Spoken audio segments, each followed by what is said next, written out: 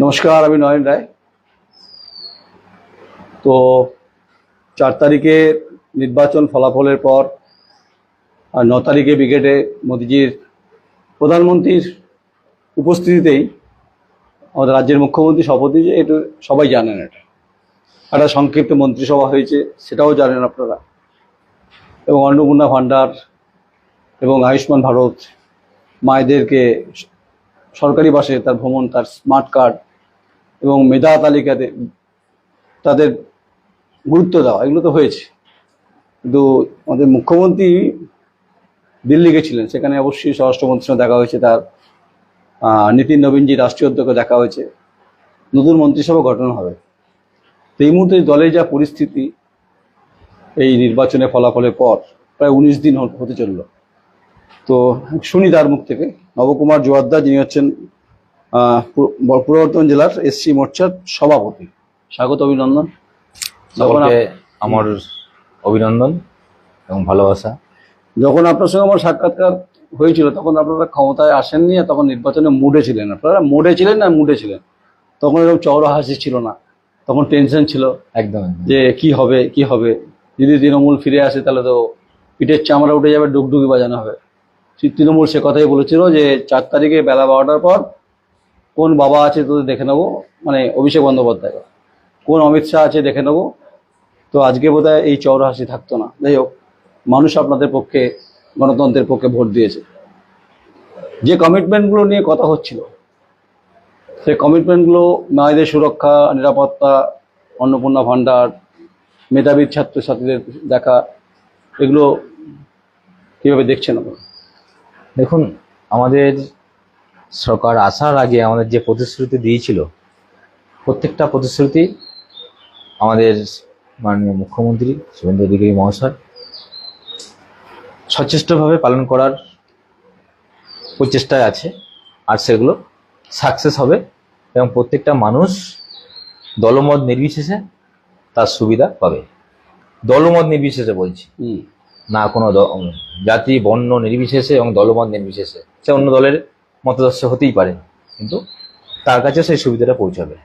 আচ্ছা, আমি তাদের মানে আপনাদের এই মধ্যে স্ট্র্যাটেজি বা প্ল্যান একদম এবং কমিটমেন্ট, তাই তো? একদম। আচ্ছা, আমি নবদা ডাইরেক্ট হিটে আসি। এখানকার বর্ধমানে যিনি প্রাক্তন বিধায়ক খোকন দাস, তিনি বহাল তবিয়তে আছেন। আপনারা বিভিন্ন অভিযোগ করছেন, বিভিন্ন থানায় থানায় অভিযোগ করছেন, এফআইআর করছেন, যারা তৃণমূলের সন্ত্রাস করেছে 21 সালে, এবং তাদেরকে পুলিশ গ্রেপ্তার করছে আইনের মাধ্যমেই তো করছেন। তো তার বাড়ির সামনে আমি দেখলাম রথতলাতে পুলিশ সিকিউরিটিতে বসে আছে, আর বহাল তবিয়তে বাড়িতে তালা, রাজবাড়ির গেটে তালা। তিনি বর্ধমান শহরে আছেন। তা আপনাদের কোন নেতা ফেতা কি ধরে রেখেছে নাকি বলুন তো? দেখুন, এটার বিষয় হচ্ছে আমাদের দল শৃঙ্খলাবদ্ধ দল। আমাদের দল শেখায়নি যে হিংসার বদলে হিংসা, হানাহানি, সেটা শেখায়নি। তো আমাদের দল প্রথম দিন থেকেই, রেজাল্ট আউট হওয়ার পর থেকেই আমাদের বার্তা দিয়েছিলেন যে শৃঙ্খলা বজায় রেখে চলো। আমরা সেই মত প্রকাশ করে আমরা মানুষের কাছে আমরা সেই শৃঙ্খলা বজায় রেখে আমরা চলছি। তা এখন প্রশ্ন হচ্ছে যে আমাদের এখানের বিধায়ক, আপনি ছবিটা দেখান না, আপনার কাছে বোধহয় মোবাইলের ছবি আছে। আমার চিত্র সাংবাদিককে বলবো ফোনটা দেওয়ার জন্য, কারণ হচ্ছে যে ফোনটা সাইলেন্টও করবেন, কারণ সেই সময় আপনার বাড়ির উপরে যে অত্যাচার হয়েছে তার ভিডিও আপনার কাছে রয়েছে। একদম। তো সেটা যদি একটু দর্শকদের দেখান, তাহলে একটু হয়তো আজকের খোকন দাস সম্পর্কে আপনার রিড করতে সুবিধা হবে। একদম। তো একটু প্লিজ আপনি দর্শকদের দেখান, এবং আপনি কোন অবস্থার মধ্য দিয়ে ফেস করেছেন, আপনি কীভাবে পেরিয়েছেন, কত জল আপনাকে পেটাতে হয়েছে, সেই সমস্ত ছবি আজও আপনার ফেসবুকে রয়েছে। দেখান প্লিজ, একবার ক্যামেরার দিকে দেখান একবার। তো যখন এগুলো দেখেন, বুকে এদিকে দেখান। দেখুন, 2021 2রা মে, তারপরে যে ভোট পরবর্তী হিংসা হয়, সেটা হচ্ছে এটা আমার বাড়ি।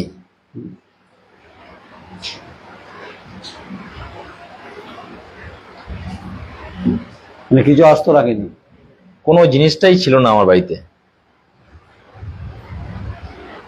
না একটা ঠাকুরের বাসন, না একটা খাওয়ার জলের গ্লাস, জানলার দরজা। গোটা ঘর লুট করেছিল, লুট তরজ চলেছিল। তার নেতৃত্ব যে দিয়েছিল আমাদের এখন যে বিরোধী রয়েছেন, তখন তিনি শাসকে ছিলেন খোকন দাস মহাশয়, তার নেতৃত্বে এগুলো হয়েছিল, তার নেতৃত্বে এইসব ভাঙচুরগুলো হয়েছিল, তার নেতৃত্বে এইসব টোটাল ভাঙচুরগুলো হয়েছিল, টোটাল ভাঙচুরটা তার নেতৃত্বে হয়েছিল। আচ্ছা নবদা, এই ছবিটা যখন দেখাচ্ছেন আপনার কষ্ট হচ্ছে না? দেখুন, কষ্ট তো একটা হবেই, কেন সেই সময় 2রা মের পর আমরা যেভাবে, আমরা শুধু নয়, আমি শুধু নয়, আমাদের এই ওয়ার্ড বা এই সব এরিয়ার শয়ে শয়ে মানুষ ঘর ছাড়া ছিল। তো সেই সময় দাঁড়িয়ে প্রত্যেকটা মানুষের হাহাকার, কান্না, প্রত্যেকটা মানুষ ফোন করত এবং তার মধ্যে নিজেরও সেই জিনিসটা হয়েছে। তো সেই সময় দাঁড়িয়ে তারপরে নানা রকম কমিশন আসে, ন্যাশনাল হিউম্যান রাইটসের যে টিম আসে, আমার বাড়িতে তারা আসে, সেই সময় ভিজিট করে এবং পুরো ফুটেজ তারা তুলে নিয়ে যায়। তারপরে তারা জিজ্ঞাসা করে আমাকে যে কে আছে, এর মূল নায়ক কে। তখন আমি তাদেরকে বলেছিলাম যে আমাদের এখানে যিনি এমএলএ আছেন খোকন দাস, তার নেতৃত্বে, এবং আরো তারা আরো রয়েছে আমাদের এখানে এখন কাউন্সিলর রয়েছে মানিক দাস, তপন রায়, অনিমেষ সাহা, অনুপ দত্ত, আরো অনেকে আছে। তাদের সেই আমার বয়ান নিয়ে তারা কুখ্যাত দুষ্কৃতী, বর্ধমানের কুখ্যাত দুষ্কৃতী আখ্যা দিয়েছিলেন সেই সময়। 2021 2রা মের পর ন্যাশনাল হিউম্যান রাইটসের টিম যখন আমার বাড়িতে ভিজিট করে, তখন তাদেরকে কুখ্যাত দুষ্কৃতী আখ্যা দিয়েছিল। তো আমার কথা হচ্ছে, না আমার এখানেই প্রশ্ন নবদা, যে নামগুলো আপনি করলেন, আমি আসার সময় দেখছিলাম তার বাড়ির সামনে পুলিশ। দেখুন, আমি গণতন্ত্রের ফোর্থ পিলারের ভূমিকা আমাকে পালন করতে, আমি কোনো পলিটিক্যাল পার্টির বিরোধিতা করতে পারি না, কিন্তু বর্ধমান শহরে নাদির শাহ লুট হয়েছে, নাদির শাহ, তৈমুর লংয়ের ইতিহাস আমরা পড়েছি, মানে এখানে দেখেছি ঘটনা। তো যার বিরুদ্ধে অভিযোগ উঠছে, যে বর্ধমান শহরের জুড়ে সন্ত্রাসের অভিযোগ প্রাক্তন বিধায়ক খোকন দাসের বিরুদ্ধে, সে এখনো বহাল তবিয়তে আছে। আপনাদের দলের কোনো বদন্যতায় অভিযোগ করে আপনি মানেন?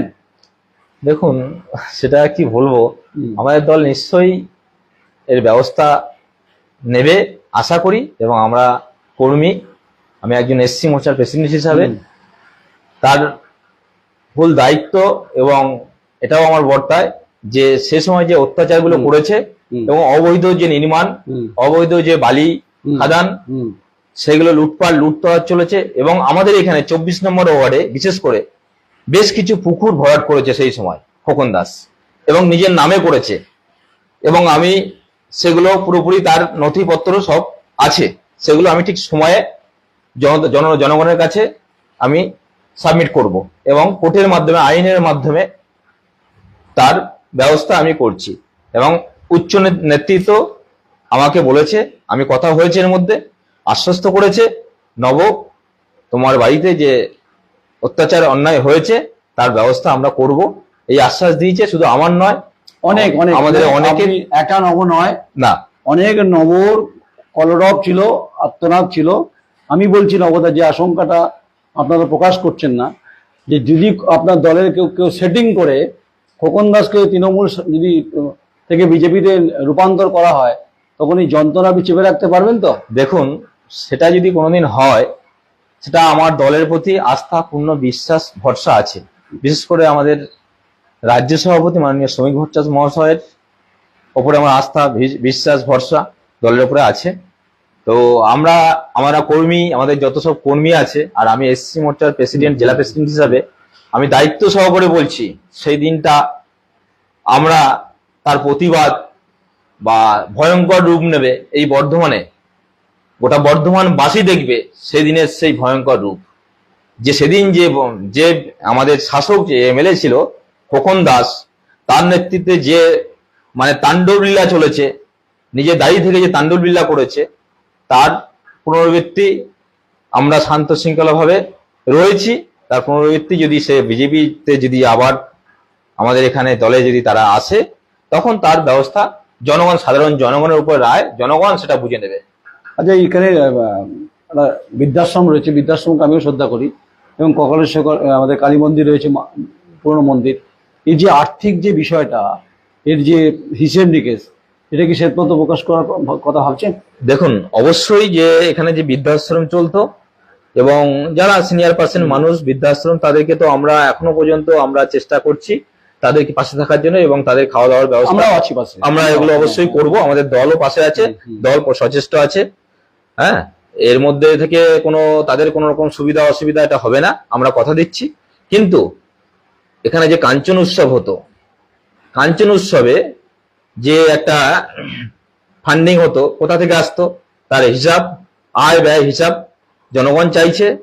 এবং এখানে তার উৎস যে বালি খাদান, সেই বালি খাদান কোথা থেকে আসতো, বালি খাদানে কারা ছিল, কোথা থেকে টাকার উৎস ছিল, সমস্তটা সাধারণ জনগণ কিন্তু এর উত্তর নেবে এবং আশা করছি এর উত্তর ওনাকে দিতেই হবে। উনি আজ নয়তো কাল, আজকে, সেদিন হয়তো আমার বাড়ির সামনে হয়তো পুলিশ ছিল, আমি বিরোধী ছিলাম, আমার বাড়ির সামনে পুলিশ বসে থাকতো। আজকের দিনটা দেখুন, আজকে ওনার বাড়ির সামনে সেই একই জিনিস, আজকে উনি, আমি শাসকে রয়েছি, উনি বিরোধী আছে, তো ওনার বাড়ির সামনে আজকে পুলিশ পাহারা দিয়ে উনি বসে আছেন, শান্তিতে রয়েছেন। তার বিচার বিবেচনা করে আমরা শান্তি বহাল রেখেছি। আমরা গোটা কাঞ্চননগরবাসী এবং গোটা বর্ধমানবাসী এখনো পর্যন্ত শান্তি শৃঙ্খলা বজায় রেখেছি আমাদের দলের নির্দেশ অনুযায়ী। তো আগামী দিনে আমাদের দল নিশ্চয়ই বিবেচনা করবেন, যে আগামী দিনে বিবেচনা নিশ্চয়ই করবেন, কিন্তু যে উনি যে করেছেন, খোকন দাস যে অত্যাচারগুলো করেছেন, মানুষের জল বন্ধ করে দেওয়া, মানুষের ইলেকট্রিক লাইন বন্ধ করে দেওয়া, একটা সাধারণ মানুষকে কিভাবে অত্যাচার করেছে। বিশেষ করে আমার বাড়িতে যখন ন্যাশনাল হিউম্যান টিম যখন পুলিশ বাইরে বসিয়ে দিয়েছিল এসপি কে বলে, সেই মুহূর্তে দাঁড়িয়ে এখানকার যে আমার কাউন্সিলর মানিক দাস তার দলবল নিয়ে আমার বাড়িতে রাতের বেলাতে আমাকে বাড়ি থেকে বাধ্য হয়েছিল, বেরোতে বাধ্য হয়েছিল, বলেছিল আমি এখনো 500 মহিলা নিয়ে আসবো, 500 ছেলে নিয়ে এসে এখনই ঠ্যাং হাত পা ভেঙে দেবো, উচ্ছেদ করে দেবো, এখনই বেরিয়ে যা। তার লাইভ পুরো ভিডিও আমার কাছে রয়েছে, আমি সেটাও রাজ্য নেতৃত্বকে, উচ্চ নেতৃত্বকে জানিয়েছি। তারা সেই সব সমস্ত ফুটেজ চিপ আছে আমার কাছে, সেগুলো নিয়ে আমাকে দেখা করতে বলেছে, রিসেন্টলি দেখা করতে বলেছে। আমি উচ্চ নেতৃত্বের কাছে আস্থা পেয়েছি, বলেছে এর ব্যবস্থা হবে। আমি বেশ বেশ এটা নিয়ে আমি আমি সেই সময় দাঁড়িয়ে যদি ওই বিরোধী থাকাকালীন যদি এই লড়াইটা দিতে পারি, খোকন দাসের কাছে মাথা নত করিনি, তো আজকেও দাঁড়িয়ে বলছি আইন মাফিক ওনাকে আমি কোথায় নিয়ে যাব সেটা আগামী দিনে দেখতে পাবেন, যে ওনাকে কোথায় নিয়ে যাব। গারদের মধ্যে যদি না ভরতে পারি, আমার নাম নবকুমার জোয়ারদার, আর এসসি মোর্চার জেলা প্রেসিডেন্ট, আমি ওনাকে গারদে ভরবই। আমি সাক্ষী দেখলাম। একদম একদম। আচ্ছা, দুনিয়াটা গোল জানেন তো, আর ইতিহাস কাউকে কোনো ক্ষমা করে না, ইতিহাস ঘুরে ফিরে আসে। আর যখন তিনি শাসক ছিলেন তখন তার পিছনে অনেক সাগরেদ থাকতেন, সঙ্গী বাহিনী, আজকে তাকে গার্ড দিতে হচ্ছে। এটা আমি যেটা বলতে চাইছিলাম, যে কাঞ্চন উৎসব হবে নাকি এবার 2027-এ? দেখুন, কাঞ্চন উৎসব 26 ধরুন হয়ে গেল, 2027-এ নবকুমার জোয়ারদার কি কাঞ্চন উৎসব করবে নাকি? দেখুন, কাঞ্চন উৎসব প্রথমত আমরা আগের যে আয় ব্যয় তার হিসাবটা অবশ্যই আমরা দেখব, এবং আমরা সাধারণ মানুষের কাছে সে আয় ব্যয়ের হিসাব দেখিয়ে আমরা উৎসব মানুষের মিলন মেলা, সকলে একসঙ্গে করবে, তাই তো আমরা চেষ্টা করব। বেশ, আচ্ছা, এবার আপনি বলুন, কিছু হনুমান তৈরি হয়েছে, মানে মাটির কিছু হনুমান পাওয়া যাচ্ছে, এই বড়বাজারে পাওয়া যাচ্ছে, কুমারটুলির ওই দিক থেকে পাওয়া যাচ্ছে, সেগুলো বাড়িতে নিয়ে যাচ্ছে। হনুমান তো আমরা বজরঙ্গী আমরা পুজো করি, কিন্তু আপাতত হচ্ছে কিছু ভেগধারী হনুমান আবার, যারা তৃণমূল কংগ্রেসের সারখানা গলি, অমুক পাড়া তমুক পাড়া অমুক মিরিক পাড়া, তারা সব মালা পরে উত্তরীয় পরে বলছে জয় শ্রীরাম। অথচ শ্রমিক ভট্টাচার্য অনুরোধ করছে আমরা রাজ্য সভাপতি, যে এইভাবে হবে না, এটা আপনাদের দলে কিছু কিছু দেখছি নেতা নেত্রী আছে মালা পরিয়ে দিচ্ছে। দেখুন, এটা ঠিক না ভুল? একদম আপনি ঠিক বলেছেন। এটা সর্বত্র, এটা 4 তারিখের পরে এটা আমরা সর্বত্র দেখতে পেয়েছি, যে আমরা দেখলাম যে তৃণমূল থেকে আগত মানুষ তারা আবির মেখে নিয়ে তারা বড় বিজেপি হয়েছে। তো তাদের আমরা বলবো, একটাই বার্তা দেবো, যে আমাদের দলটা শৃঙ্খলাবদ্ধ। তো সেই জায়গা থেকে তারা যেটা ভাবছে যে আমাদের দলে জোয়ারে আসবে, কিন্তু আমি আগামী দিনে বলছি তারা তৈরি থাকুন। আমাদের দল নিয়ম শৃঙ্খলাভাবে তাদেরকে, যারা পুরনো কর্মী তাদেরকে আগামী দিনে তারাই মূল কাণ্ডারি, তারাই পরিচালনা করবে, এবং যারা এই জোয়ারে ভেসে এসেছে তারা আবার জোয়ারেই ফিরে যাবে। মানে কচুরিপানা বলছে, একদম কচুরিপানার মতন তারা ভেসে যাবে। নবদা, আপনি তো বলছেন যে তৃণমূলের হিসেব চাইছেন, এই প্রাক্তন বিধায়ক খোকন দাসের হিসেব চাইছেন, আপনি বৃদ্ধাশ্রম থেকে শুরু করে কাঞ্চন উৎসব, তার বৃদ্ধাশ্রম নিয়ে আপনার আবেগ আছে, আমারও আছে, এই কাঞ্চন উৎসবের হিসেব চাইছেন। কিন্তু আপনার দলের কিছু নেতা 19-20 দিনের মাথায় তাদের যে পরিমাণ অর্থ হয়েছে আমি যা শুনতে পাচ্ছি, তাদের হিসেব চাইবেন নাকি? তাদের হিসেব নেবেন নাকি? দেখুন, হিসেব বলতে মানে তারা কি ছিল 19-20 দিনের মধ্যে, তারা কি হয়ে গেল, আর্থিক বাহুবলতায় বা আর্থিক যেভাবে বহির্ভব বেড়েছে, তার হিসাব দল নেবে? দেখুন, নিশ্চয়ই দলের প্রতি ভরসা বিশ্বাস আছে, দল নিশ্চয়ই দেখছে। দল অন্যভাবে, আজকে কেউ যদি অন্যায় করে তার বিচার দল নিশ্চয়ই করবে। দলের প্রতি আস্থা বিশ্বাস ভরসা নিয়ে আমি বলছি, একটু ওয়েট করুন, ধৈর্য ধরুন, দেখবেন পরিষ্কার পরিচ্ছন্নভাবে সাধারণ মানুষের পাশে আমরা থাকবো এবং আছি, এবং আগামী দিনেও থাকবো। নবদা, গণতন্ত্রের 4th পিলারের ভূমিকা নয়ন রায় বামফ্রন্টে জমানা দেখেছে, সাংবাদিকতা জীবন। বামেদের রক্তচক্ষু দেখেছি, মমতা বন্দ্যোপাধ্যায়ের রক্তচক্ষু দেখেছি এবং চোখ রাঙানি দেখেছি, মাথা উঁচু করেই কাজ করেছি। এবং আপনাদের সরকারকে 19 দিনে মাথায় এসে এখনই সমালোচনা করতে চাইছি না, কিন্তু আমি যদি দুর্নীতি থেকে আমি মুখ খুলবো, এটা আমার ক্যারেক্টার, কারণ গণতন্ত্রের 4th পিলারে সে কথা বলতে পারে। একদম একদম। যাই হোক, আপনার দিকে নজর থাকবে, আপনি খুব সাপারার। আপনি আজকে অনেকগুলো বোধহয় মেঘ জমেছিল, হালকা করলেন আজ তো আমার সঙ্গে কথাবার্তা একদম, বলে। একদম। আজকে ওয়েদারটাও ঠিকঠাক, বৃষ্টিও হয়েছে, কিন্তু আপনার ভেতরে বৃষ্টি জমে আছে। আমি একটা কথা বলেছিলাম আপনাকে, হ্যাঁ, ঠিক 4 তারিখের আগে, হয়তো 3 তারিখে মনে হয় আপনার সঙ্গে আমি, যথারীতি এরকমই হবে, যেটা ঠিক এক্স্যাক্টলি মনে নেই, 2 তারিখে 2 তারিখে আপনার সঙ্গে আমি বসেছিলাম। হ্যাঁ, আমি সদর জেলা অফিসে বসেছিলাম। তো সেদিন বলেছিলাম যে জনগণের প্রতি আমার পূর্ণ আশা ভরসা আস্থা আছে, আমরা সরকারে আসছি। আজ সম্পূর্ণভাবে 4 তারিখে আমরা সেই সরকারে এসেছি, আর আগামী দিনে তার পূর্ণ যে প্রতিফলিত হয়েছে এবং মানুষ খুশি আনন্দিত যে একটা জগদ্দল পাথরকে সরিয়ে একটা মানুষের রায়ে এই সরকার এসছে। এই সরকার আগামী দিনে প্রত্যেকটা মানুষের দলমত নির্বিশেষে প্রত্যেকটা মানুষের পাশে থাকবে, তাতে আর দুর্নীতিমুক্ত সমাজ তৈরি করবে। একদম একদম তাই তো? একদম। 2 তারিখে কিছুটা উন্মাদনা ছিল, কিন্তু চাপা উন্মাদনা ছিল। আর 4 তারিখে আপনার সঙ্গে আমার ইন্টারভিউ হয়েছে, কিন্তু তখন আপনি গোটা মুখটা তখন আবির মেখেছেন গেরুয়া, আমি প্রথম চিনতে পারিনি। কিন্তু যে ব্যথা আপনার জমে আছে, যে বৃষ্টি আপনার জমে আছে, আজকে এই বৃষ্টি স্নাত গধূলি বেলায় আপনি যেগুলো আমাকে বললেন, তার কোয়েদিকে বললেন, সেটা অবশ্যই সাক্ষী থাকলাম। আর এই অপশাসনের বিরুদ্ধে, দুর্নীতির বিরুদ্ধে আপনি নিশ্চয়ই ব্যবস্থা নেবেন। দেখুন, আমার লড়াই জারি থাকবে। আর আমার ইতিমধ্যে আমার কথা হয়ে গেছে, অপনেত্রীর সঙ্গে আমার কথা হয়েছে আমার বিষয় নিয়ে। আমার যে পুরো ফুটেজ রয়েছে, যারা আমার বাড়িতে অত্যাচার করেছে তার লাইভ ফুটেজ আছে, যেটা আপনি বললেন, হ্যাঁ, সেগুলো নিয়ে আমি ইতিমধ্যেই আমি আইন মাফিক তাদেরকে ব্যবস্থা নেব। প্লাস দলীয় দুর্নীতির ব্যাপারটা আপনি নজর রাখবেন। একদম একদম একদম। বেশ। আচ্ছা, নবকুমার জোয়ারদার সময় আমার 2 মে বিজেপি সদর দপ্তর, বর্ধমান জেলা, বিপ্লবী রাসবিহারী বসু ভবনে ওই মাঝখানে বসে ইন্টারভিউ নিচ্ছিলাম। তখন তিনি বলছিলেন আমরা আসতে পারি, সম্ভাবনা আছে। 4 তারিখে যখন মোটামুটি রেজাল্ট আউট, তখন মোটামুটি নবদার মুখে তখন একদম গেরুয়া আবির, অত্যন্ত মৃদুলতা ছিল, হাসি ছিল, স্বাভাবিক একটা ক্লান্তি ছিল, জয়ের উল্লাস ছিল। কিন্তু আজকে যে কথা বললেন, বুক ফাটা কান্নার যে আওয়াজ 21 সালে, সেটা যতই বলুক না বলুক, ওর চোখের কোনায় জল আছে। তাই সেই ব্যথা বেদনা চেপে রেখেছে, যার বিরুদ্ধে তাকে আইনের জায়গায় নিয়ে যাবেন। আর দলের দুর্নীতির বিরুদ্ধে তিনি ডিটারজেন্ট পাউডার কিনে রেখেছেন, ধোবেন ভালো করে বলেছেন।